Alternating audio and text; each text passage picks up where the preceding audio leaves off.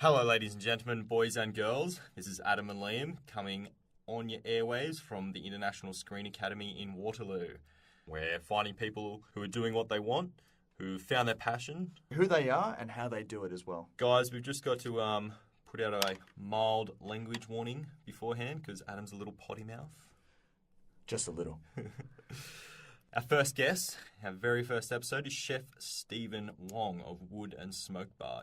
Alrighty, enjoy, boys and girls. Let's get this thing started. Wood&Smoke Bar. How long have you been there? We just opened about 3 weeks ago. Let's say this is the 4th week. And how long before you opened were you involved? I got into the team about a month ago. Nice. Before they opened, and we actually pushed So only about a opening. week before. Yeah, Really? it's about a month. We planned to open. When I first got into there, got into the interview, and we shared the idea about what we want to do in the future, and then we found that we actually we like each other. We Similar. we have the similar traits. I was looking for small business, and because a small business can actually let me to perform, beyond just my normal role. Being working as a chef is I cannot, I can be a chef, but I can do something more. For sure. You can have I don't know if control is the word, but you can have your own voice, agency in your own the direction that you take with your work. You know what I mean? Definitely. In a smaller kind of where you're more prominent. in there. It's kind of not following a certain procedure that it's very a liberating. major company has. Yeah, it is. Yeah. Good. Absolutely, I totally agree with that. That's why I found that this role is for me, because we are small and we knock down the whole venue and we're rebuilding everything. We don't have sort of fixed menu, so we want to do something that's out of ordinary, a little bit different. And then we look into fusion.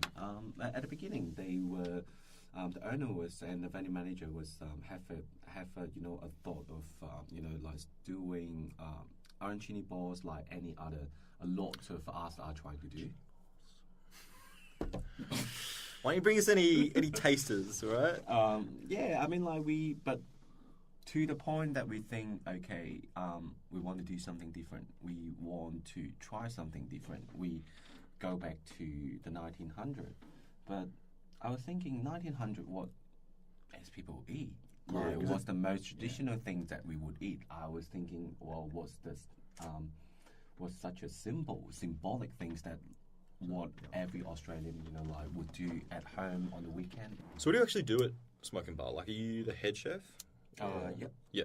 So how many people work with you? Wood&Smoke Bar, the core team of Wood&Smoke Bar is fairly small.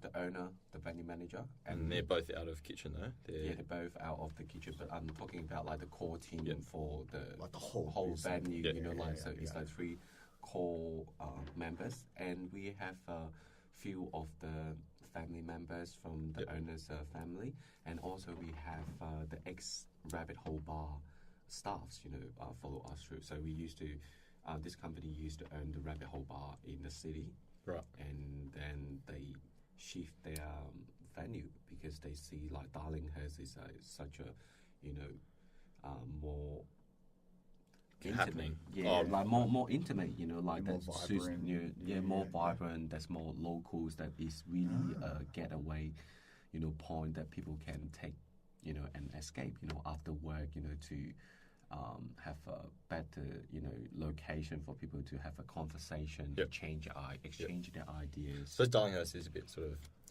nicer than the city, More. It's not as busy. Well, where you want to go for drinks with someone more than just Clarence relax, Street or soothe down a little bit, and obviously, the whole bar itself is kind of for people who want to relax and just.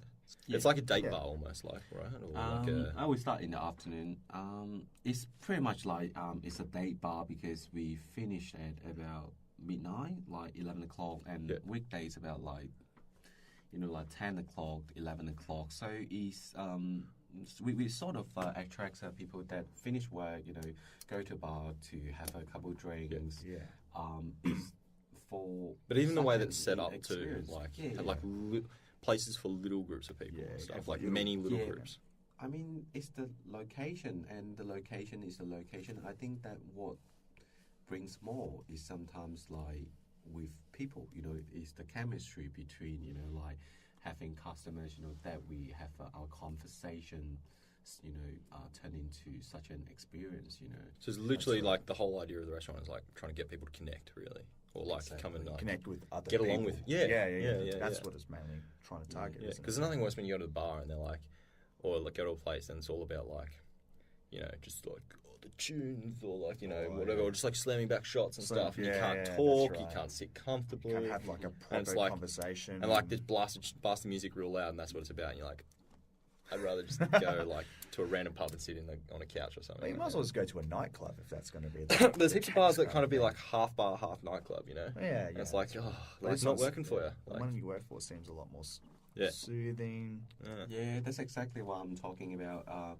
That's one of the reasons, the ex-Rabbit Hole bar now becomes the Wood&Smoke Bar. Rabbit Hole. Yeah. All right, man. So what do you like, kind of, what motivates you, energizes you back at work, and, what keeps you going?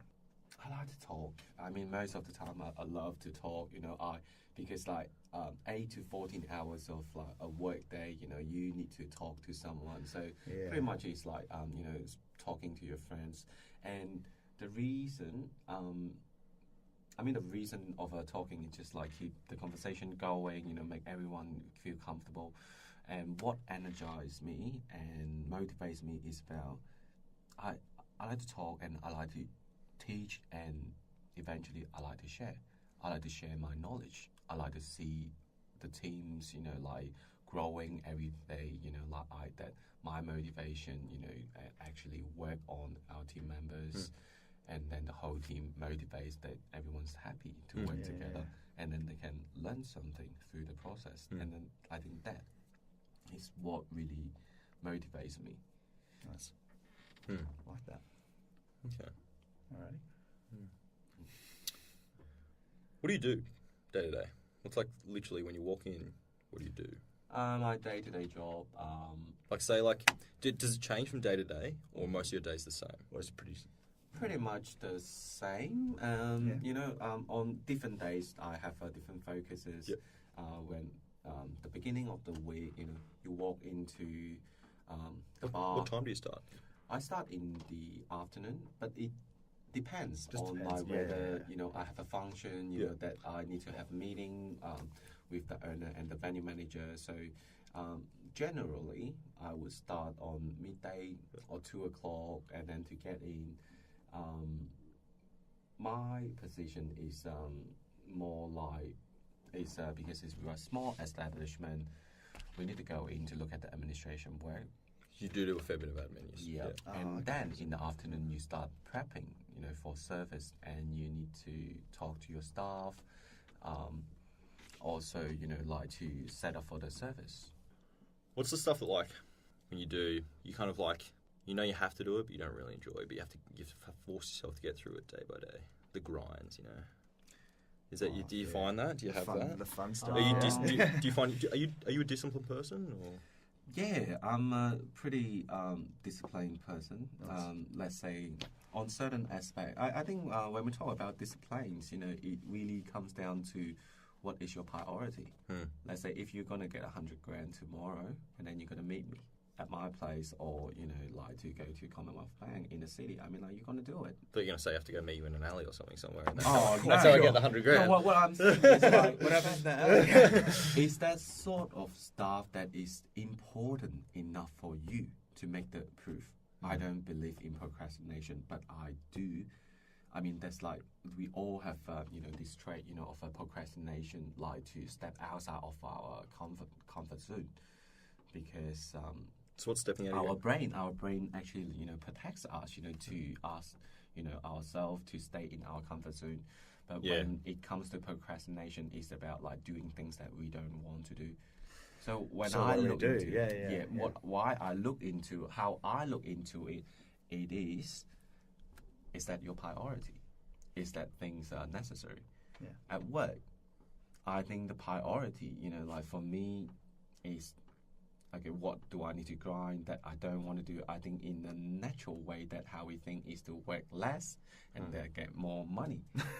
And in my trade, working as a chef in our industry, you have heard, I'm sure that we have heard stories that it's important for a chef to be there.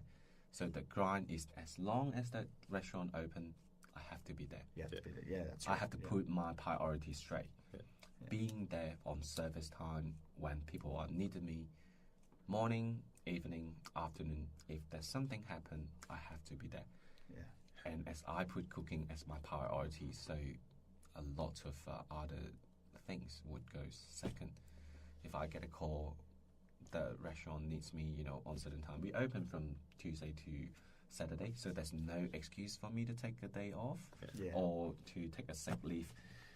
We have an old saying, working in a kitchen is either you died or in hospital, or else you just have to be at work. That's kind of what similar things in our industry as well. It's just like This is the biggest slacker industry I know. Oh, So many times you get like, oh, dude. What? Are you serious? Oh, man. Actors are notorious. I'm not feeling well today. So What do you want me to do? Just put everything on hold for you? Just tell the DP to go just stop home? the or- production, yeah. Sorry, man. So I'm curious, Steve. So like when you say work, so work pretty much comes first for you, yeah? yeah, that's what I The main focus. The main focus that's is- what my so- focus is, and I think it comes down to like really personal. Not every chef. Yeah, like every us. chef's like that. Yeah. Like we could have a lifestyle. We could. It really comes down to personal. How do you see yourself, and what are you, trying to achieve? What is your passion about? Is it like almost like a stereotype that most chefs are like insanely hardworking and like have little to no social life, but just Yeah. crank it out day after day, like insanely long hours? Do you have a social life? It's a choice. Yeah. It's a choice that you would like to have. Work consumes you, but let's say a lot of chefs. We come down to this industry is not just to look for a job. A lot of us because it might you not get $1 million a day. I mean maybe like just there's a few people. Stay with us. Yeah. I mean, like in our industry, it's about like we had a dream, like we have this passion, we try to do something that we love, that motivates us. We like to touch food. We like the idea of like food brings people together. People like food. We like that satisfaction. So eventually, we go on this journey to be trained with the best chefs. To work in the best kitchen, so we can put something out. We harden our skill, we sharpen our knife, to go for this grind. We try to be earlier. So I think when it comes down to style, lifestyle, being as a chef is a lifestyle. What skills do you have? What do you have to do to become a chef? Is it TAFE or what do you do? What was like step I by went step? to. It's been quite a journey. That what enlightens me is a background of I always live in away from my parents in Canton, Guangzhou. It's about an hour away from Hong Kong, so we speak Cantonese. right, It's, okay. like the origin, Canton. A little bit of history of Canton. Canton was the first city that China actually opened to the world. So we are really, have a really diverse culture. We have the French, we have the German, we have the Japanese, we have the British, we have the Italians. Like Bit of anything you everyone, can. yeah. So we have a little bit of like historical histories, about our city, and the early immigrants to around the world, they're Cantonese. So 20 years back in Australia, when you first take a step into Sydney city, like all the Chinese, they speak Cantonese. And it's like if you still haven't get the idea of Chinese, you can. That's something from our culture is the barbecue dog, the dim sum.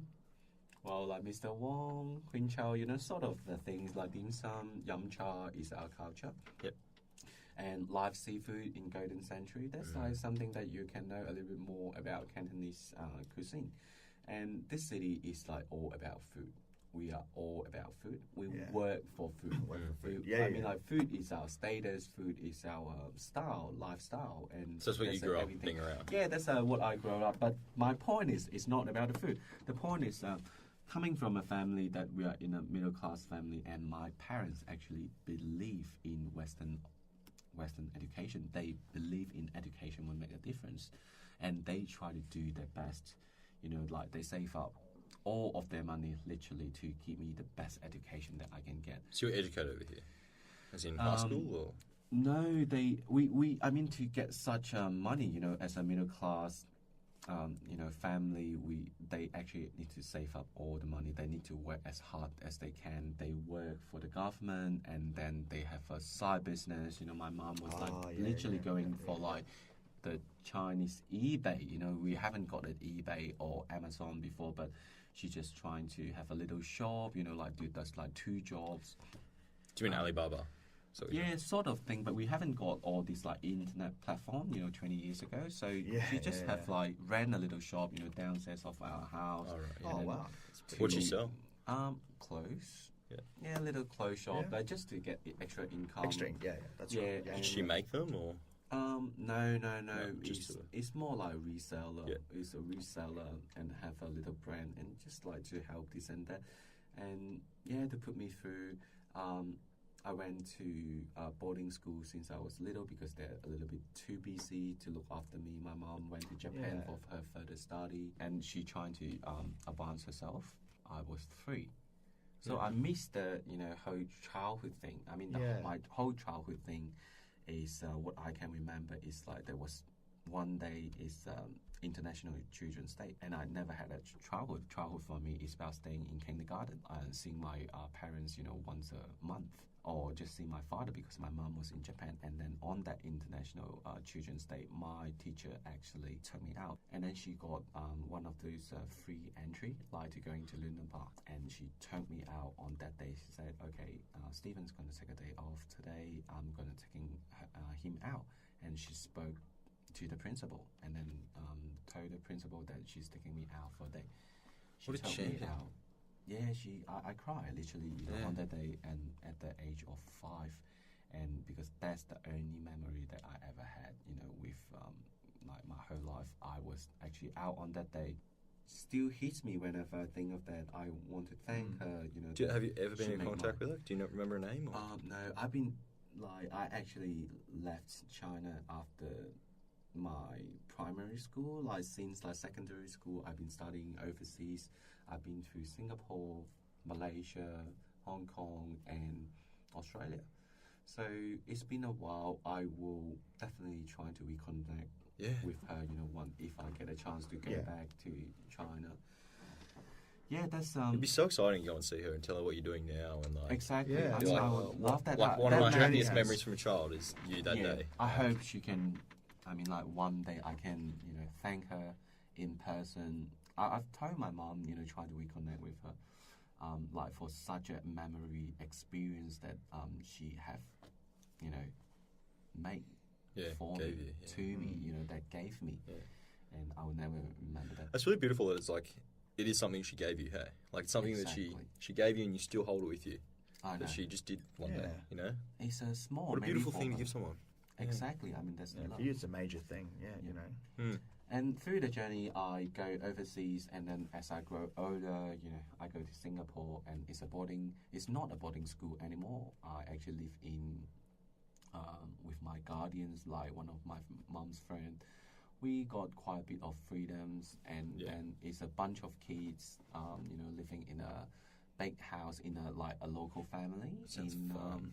Yep, we all from like one school, so our school actually have these programs like you can either study in Switzerland or Singapore, and Singapore is you know, a closer location. Yeah. So one of my best friend make such an effort.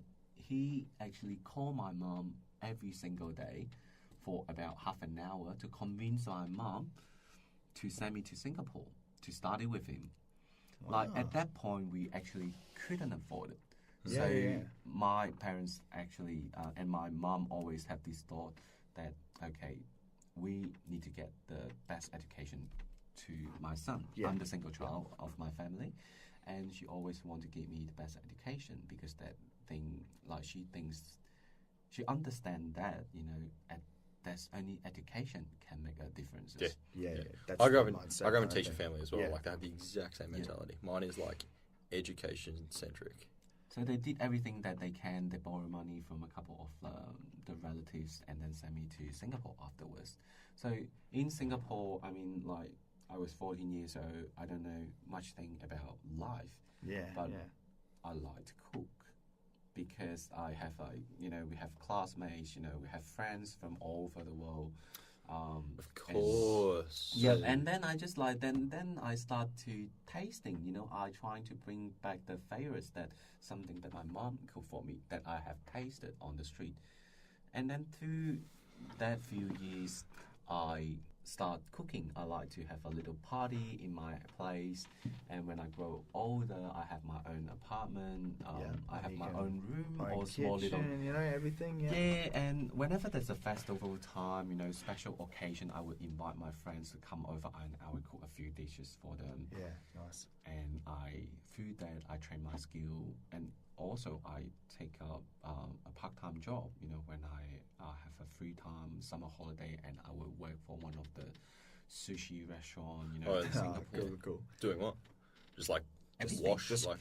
Not really washing. Cooking, I started as a waiter. I started as a waiter, but front of the house. manager, front of house, and in Singapore the minimum wage is pretty low. And, Yeah, it is. I've got a friend in Singapore. Yeah, so it's about I think when I first started, it's about $4.50 an hour. So and I a bit of a procrastinator. So if I'm late and I try to go to work on time, I need to take a taxi. I can't just take a bus, and then the taxi would cost me $16. Uber pool, $4.50 to get to work. Uber wasn't around. So think about it, $16, and if you are going to work for 5 hours, you got $22 minus $16. You left $6 for a 5-hour shift. Jesus. Yeah. Oh, wow. Well, So you're rolling in, is what you're saying. Yeah, so they just don't get the idea, why am I working? I was like, I never make money before in my life. And it would be great that I can taste the joy of making my first dollar. Absolutely. Yeah. But not only that, you're getting into your first experience of life. Yeah. Yes, that's right. So, tell us about your tell us about the struggles. Tell us what's been weighing on you. Let's just start with basic, I guess. Yeah. What's the hardest thing about getting through it? Being as a chef, or just what you've been trying to achieve. Did you hit roadblocks where it was too much for yourself, or? Well, what I have experienced, in the past when I working as a chef is, especially when I'm working as a head chef, I think changes is always greater than planning. There's a lot of, especially when you hold up a project, building up a new restaurant. I mean, there's so many changes. Because you're trying to work with everyone else. I mean, think about it, building up a restaurant, you will be collaborating with the designer, collaborating with the builder, and you will need to get the idea, the thought of a kind of theme from the owner, and then you will need to work with the manager, and you need to pass down the message to your team. So it's about being as the tuna, inside the sandwich. You need to be quite polite and nice, but you still trying to get the result done. It's like the mediator, between everyone else, because a lot of people think that the chef is the soul of the restaurant. I mean, the food that you put up to, and how do you express yourself, through the food on the plate, and how do you provide such a total experience, to your guests, your guests. I mean, that's the whole thing. So, what gets on the road of that? Being so, what you're talking about is being almost like the soul of the industry, I guess almost like the creative director, or the thing the thematic thing that's the thematic element that's supposed to hold everything else together. Really, is what the chef is in charge of. Yeah, because like everyone, have their own opinions, like everyone have their perspective. We just trying to present, like what is the ultimate goal, what is the result that you're trying to achieve, like how to deliver such an experience to the customer, like through your food. How's the restaurant look like? Like it's basically like you look into everything, and then you're trying to Not just the food find, kind of thing. you're trying to get like a style of thing, pretty much like a stylist, like to create such an experience to deliver. So, like keeping your eye on the bigger picture, Yeah. and then deciding what elements will either contribute to the bigger picture or what are extraneous, and what fat can you cut, and being able to communicate with people what you need to cut and what you need to implement. It's always the learning process. What I learn is to listen more, to understand, from other people's point of view, and then how you collaborate, with all these elements together into one single message to pass it down. That's what you just I try think and it's figure out. it's very important to have a direction, like, and then to pass down so everyone gets the same idea, work towards the same goal. We went back to your childhood, and then we tried to piece together what was driving you to get to like make the decisions between each point. Really, Get into like you mean like get into my career, like. Yeah, I think that we didn't really like clarify like the because we were talking about reason. we asked you what you really like about it, and you were talking about you love food because that's what Brings gave you a people sense of together. home when you were out of home. Really, like when you were put into a place where any semblance of a home life got taken away from you, and you had pretty much had to create it through sharing something with people, which turned out to be food. But what brings people together, which is like a kitchen of food, things that people need all the time. Food, which is food. Yeah. And you decided to put yourself in a position where you were the provider of that, in a way to get people to come to you and to be able to share things with people, in a way that you were missing, in an emotional way that you were missing. I think that was later that I discover, such a theory. But when I first doing what I do, to find out that what my passion was that was at the age of 19, after a few years living abroad, like looking after myself. I went back to China to visit my parents, and I told my parents I'm going to cook one dinner for them. And I told my parents, do not come into the kitchen. I'm going to look after everything. I got all the ingredients. You guys just need to sit back, and wait for the things to happen. And I did. I cooked like 8 dishes, for 3 of us. Damn, nice. And after that dinner, my mom actually cried. And I asked her, why are you crying? And she was like, you know what? You're never going to eat my food again because you cook so much better than mine. You're going to judge me, on what I cook. I was like, no, it's not. But it's through that incident I found out that that I'm actually good because I'm Good good. at it. yeah. It's My important mom, learning yeah, that. It's yeah. important learning that you are actually good at That something. gave me so much motivation that I sort of like get the confirmation, like that's the first time that my parents just like think that I'm useful. You know, it's in my culture, it's really difficult for parents to say good things to us. Like for Asian, I think we get about our childhood for a lot of immigrant families or Asian kids. Like we got beaten. We got criticism. From our parents. That was the very single moment. The beginning, my parents start think that I'm adult. That I can look after myself and You can be independent. I can be independent. And also, I found out I actually have this great talent. It's so important learning that. I remember the first time I realised I was a good writer. And also, it's not just about the skill. It's about, it's not about the skill. It's not about the motive. It's about what I see through that incident that I actually, food can touch people's heart. Yeah, exactly. Yep. On an emotional And you got to say that in a level. literal way, because that can sound like a wishy-washy kind of thing to say.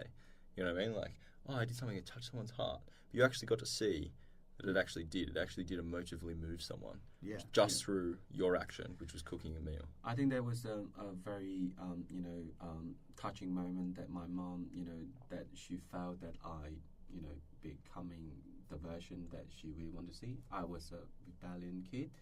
I do whatever I want, I didn't care about other people so much, and that was the first time I put up such an effort to, try to tell my parents, to show them, Dad, Mom, you don't have to worry about me. I'm more than capable to look after myself. Yeah. But I show such an appreciation, that how grateful I am I can do what I do. And that affected me, in the future. And when my mom, after she told me the incidents that, she might not be able to support the whole uni course, I might need to work part-time to support myself. And then I was like, okay, if I'm going to work part-time for myself, I'm going to choose something that I love. Yeah. And that's one thing come up to my mind, which is cooking. Because I feel I'm going to do good. When I first got into the kitchen, the one thing that I first learned is there's 2 rules in the kitchen. First, the chef is always right. Second is if the chef is wrong, refer to rule number 1. That's good. I like that one. Simple as that. So there's chef. It has been always to be in that hierarchy. In that point, that is unquestionable. How do you treat that responsibility, though?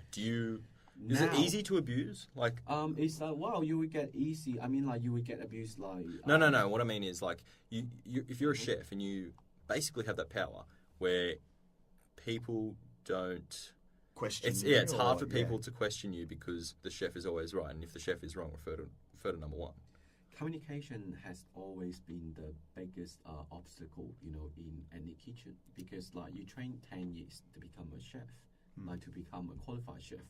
After you study, after your training, you put through so much challenges in your life, and then you have such a skill and knowledge, and you trying to communicate with people.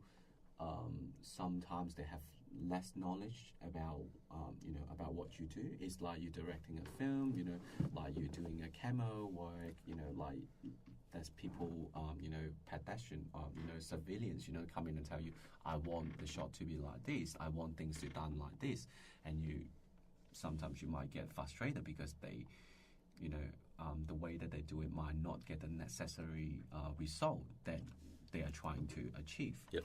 So communication has always been the obstacle, but when you talk about leaderships, when you talk about what I have learned through the years, that I work in French kitchen, it's always yes chef, yes chef, yes chef, no chef, or fuck off chef. Eventually that you quit. For the new millennium, the new people that work, they actually want explanation. Yeah. They actually need, communication. They want to treat it fairly. And that's the very first thing that I tell myself in the first few years. If one day I'm going to be a head chef, I'm going to listen more, I'm going to explain more, I'm going to spend more times to motivate them, to make them feel good about themselves. Yep. Because we need those young people to be interested in what they do. They need to be motivated. Well, they also need to know when they do something good. They need to know when to do good. Yeah, you can't always be running away from being told off. You also have to be moving towards something you've been told you did well. Yeah. That's so true. Yeah. I'm not sure about how the result would be when you're treating people nice, but I think that's the basic human right. As a human being, to treat people as a normal person. I understand there's lots of, theories, in management, even real story about how old school, you just need to grind yourself to go through all the hardship, but to be realistic, nowadays, there's less people, want to get into hospitality because of that, because they're not being treated nicely. Yeah, as a human But being. having said As that, a human having said that, being, part of the reason you understand that and then you do employ these tactics is because you did go through a system that So was a you lot kinda- more you kinda went like through it, you yeah. cop that abuse, so you understand the benefit of the other way. But if you only have the positive way, you might not have like the perspective to understand why that's beneficial. Lovely. Where's the future, my man? Yeah. What are we doing in the future? 5 years from now, where will Stephen Wong be? Working for Gordon Ramsay. Maybe Who's not, Gordon Ramsay? maybe not. Gordon Ramsay. I'm not sure that I can be Gordon Ramsay. But I see you because more of as that will Jamie be- than a Gordon. It will be only one Gordon Ramsay, and there will be one Stephen Wong, and I just want to keep doing what I do. Yeah. Cool. And to apply to what I'm gonna do. I mean, the lessons that I learned to be nice to people. Yeah. I mean, I believe there's more than one solution for one problem. I still want to share the knowledge that I have, and I want to see whoever that I work with, my team, to grow themselves to be a better person, have a better, balance between, their social life, and their work. Have you got a dream of having maybe like your own place where you can instill those values in the entire establishment and have the authority to be able to do that? I wouldn't say no, but I Well, obviously, will. but- Yeah, I still would. I mean, like considering it, looking for like opportunity, and that will be like something that is hypothetically, like one day, I might get, to work with the people that I like, have my own team, have my own restaurant, to work together. I mean, to work in, with a place, but for now, I try to focus on, the place that I'm working That you're at. working at. Yeah, I hope I can bring more value, to the business. We can get more people. We can share the experience that we're trying to, that we have visualized for ourselves. We hope to that experience can, pass down to our staff, to our customer. We hope to turn conversations into an experience, and then from that experience to become memories, and then from that memories we become the place that where people would like to create such a history or a memory for them, for their friendship, for their relationship, to have such an event in their life. And then we want to be such a place to share experience, to share idea, to share relationships, to share love. Oh, yeah. This is Stephen Wong changing up in the kitchen. Positivity. the beginning. It's been very fun. Awesome, man. It's been awesome. I've been enjoying it. Yeah, it's been good. So interesting to listen to. I know. So, he knows he's good. Yeah, I know. I'm good at this, guys. Thank you guys for listening to our first episode of ConvoStation. Steve's an interesting guy. I enjoyed it. He's an interesting character and we quite enjoyed his presence here. He's an inspirational guy. He's interesting. Oh, mate, you give him one subject, he'll give you 100 more back, yeah? He'll give you paragraphs. No, that's good. Alrighty, guys. Bye-bye.